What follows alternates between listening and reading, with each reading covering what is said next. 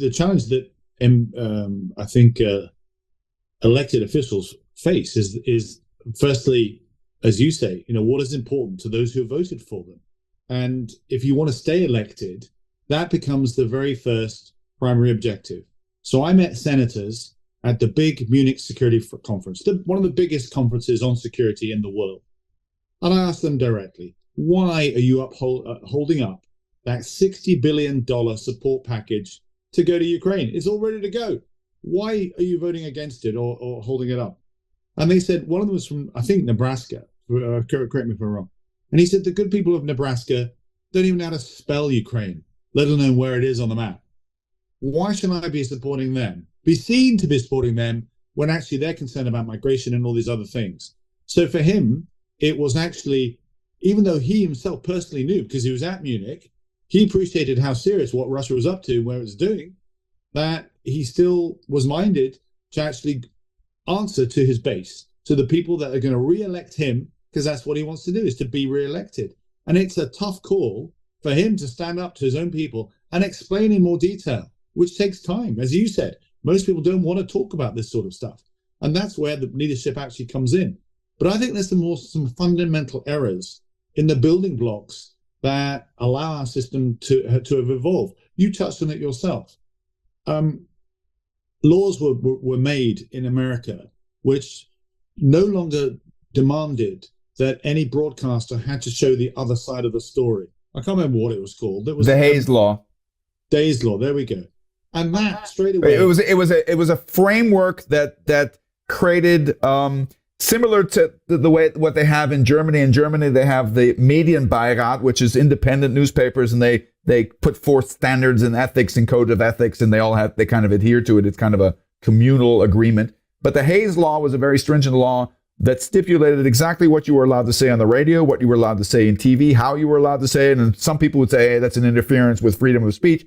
But what they understood back then is that broad media has a very powerful hold on individuals, and if it's in the hands of the wrong people, you can propagate terrible things. Yeah, and unfortunately, that moment in time has changed American politics completely. It allowed the advance of Fox News that now becomes the voice of the right. And then CNN has grown to be the voice of the left. When I was in America, and I was there for when Ted Kennedy died, and you go onto CNN, and there was huge tributes to him about what he'd done in the Northern Ireland peace process. He's done an awful lot. Switch over to Fox, and it was all about Chappaquiddick, was it? Where that girl, drowned. It was all the negative. Yeah. I then moved to BBC America I moved over to BBC America in order to get a combined story which showed the positive and the negative. And if you're getting this diet of news only from one particular source, you can't complain then when your nation itself then becomes so polarized, which is where America is today. The second point I'd actually say is if you go into any congressman's office on the Hill, on Capitol Hill, and look at their map of their own constituency, their own district, it's a curious shape where they've managed to, through legal challenges, have little bubbles and baubles to make sure that it's always going to be Republican. Yeah. There are never any contested. They've manipulated. This is what I found reprehensible. Is the Republicans have always been kind of the purveyors of traditional values and ethics and being correct. I remember. The big fuss they made about the sexual activity of Bill Clinton, but now when the shoe is on the other foot, there's a different standard. Same thing with when you say people are against the Ukraine. Quite honestly, the number one reason why we should be against the Ukraine because we all grew up in the Cold War and it's against Russia. I think Ronald Reagan, who's considered the great messiah of the Republican Party, is rolling over in his grave, seeing what the Republican Party has become right now. Basically a vassal of Russian thinking. But I'm getting off course here. on one hand, it was the Republicans who got us into Iraq and Afghanistan, and nobody batted an eye. And you know what? The good people from Nebraska didn't know how to spell Iraq or know where it was either. So I think this double standard is something that I find totally amazing. But I think the big difference between the two parties' approach right now is this unabashed, so what? It's our team. Kind of, you said you've been to a Manchester game or a Bournemouth game, right? Fans of a particular ilk will hold to their team regardless of what their team does, and this is what I'm seeing in American politics. And I agree with you. I think this polarity in the media.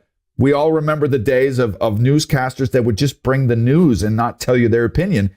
It's incredibly difficult to go in the media now and actually listen to the news without somebody telling you their take. I'm not interested in your opinion. You know? Tell me the news.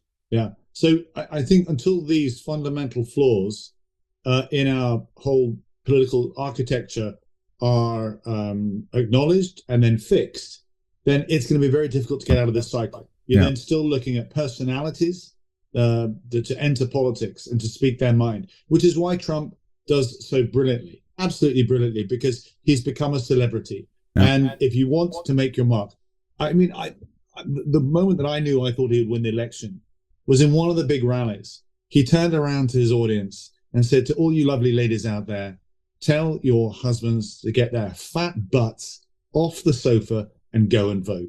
And that basic language that he then used was an illustration of the fact that a celebrity can get away with that. He has a knack for winning over people that he's not for. One of my best friends is African American, is gay, is married to a Latino, wonderful people. I love them to death. He's a Trump voter. I'm like shocked. How can you vote for this person? I mean, if you spend some time with it, he has certain arguments for it. And you know what? Just because you're a certain skin color doesn't make you one political member or another. But he has. I mean, he got a huge part of the African American vote. He got a huge part of the female vote. He managed to appeal to a lot of people. And I think the question we need to ask ourselves is why.